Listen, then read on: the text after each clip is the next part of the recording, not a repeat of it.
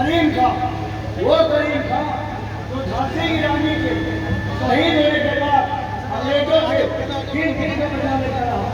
और हम अफसोस 22 रियासत में अगर पकड़ा गया और हमें खबर मिली कि कल से भरी सभा में लोगों से हुआ दिया जाएगा, लेकिन ये हम हर चीज नहीं होने देंगे। लेकिन उनके पास तो अंग्रेजी तोपे हैं।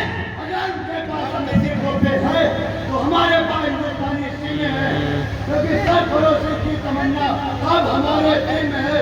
देखना है जोर कितना भारत माता के, भारत माता के, इंकलाब, इंकलाब। जीतू